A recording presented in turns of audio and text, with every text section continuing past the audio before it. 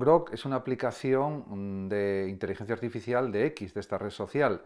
y puede crear fotografías falsas que pueden causar desinformación y puede también generar muchos bulos con esas imágenes. De hecho, Grok permite generar cualquier imagen que nuestra imaginación pueda convertir en palabras, y esto plantea problemas éticos y problemas legales muy considerables, porque ya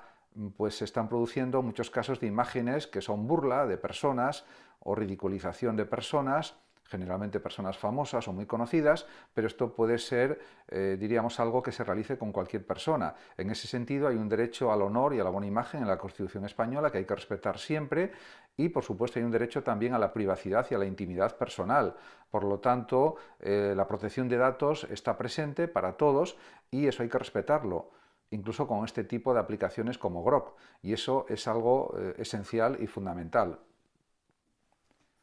Blindar el carácter público y social de las viviendas es uno de los objetivos del gobierno de Pedro Sánchez. Estamos hablando de viviendas financiadas con recursos públicos, de viviendas de protección oficial, viviendas públicas. No hablamos de viviendas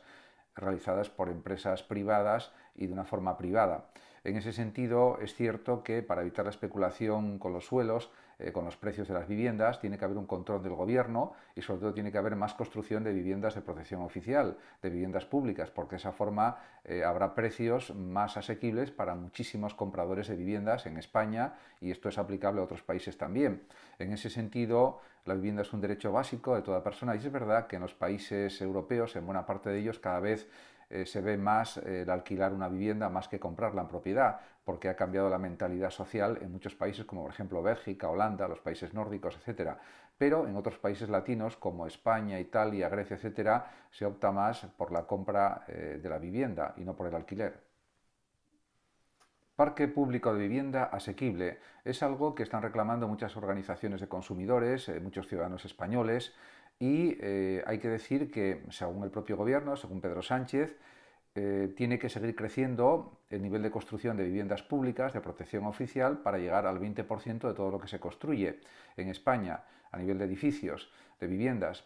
que es el nivel que tienen los países europeos, un 20% de viviendas públicas, y de esa manera seguiríamos la senda de los países más avanzados en Europa. Y ese es el camino para blindar la seguridad en la vivienda, blindar sobre todo que pues más personas puedan acceder a comprar una vivienda y no solamente a vivir de alquiler, y ese es el camino más adecuado, lógicamente. Incluso si fuera mayor el nivel de vivienda pública, en vez del 20%, el 30% o el 40% sería mejor todavía, porque habría más posibilidades de que muchos ciudadanos pudieran tener vivienda en propiedad.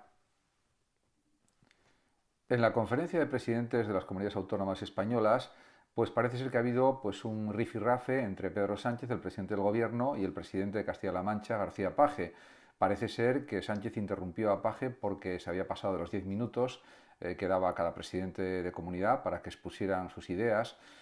sus reclamaciones, etcétera. Y pues el propio Paje parece ser que dijo que le contestó al propio Sánchez diciendo que llevaba 3 años sin convocar pues una conferencia de presidentes, cuando era necesario, parece ser que fuera lógicamente cada año. En ese sentido, bueno, ha sido una anécdota de la reunión, pero simplemente muestra un poco cómo están las cosas y que realmente pues hay una discusión continua sobre distintas cuestiones o aspectos que tienen que tratar, por ejemplo, los presidentes de las comunidades autónomas, como por ejemplo el tema de la vivienda y otros temas. El presidente de Francia, Macron, elige al centrista François Bayrou para sustituir a Barnier como primer ministro de Francia. Me parece que es una buena decisión, en principio, una persona centrada políticamente y que realmente puede responder a las exigencias de la población francesa, un país que ya tiene más de 60 millones de habitantes y que tiene un nivel de vida alto si lo comparamos, por ejemplo, con otros países europeos. Y en ese sentido, yo creo que un país con tanta potencia económica como Francia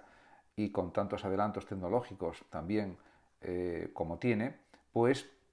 puede salir adelante simplemente con una redistribución económica mejor, con unos impuestos que también atiendan las necesidades de las capas sociales que tienen menos ingresos, etcétera. Yo creo que ahí es posible hacer una labor muy grande en Francia en ese sentido, porque a diferencia de otros países tiene un potencial económico mayor que muchos países europeos. y esa es una ventaja.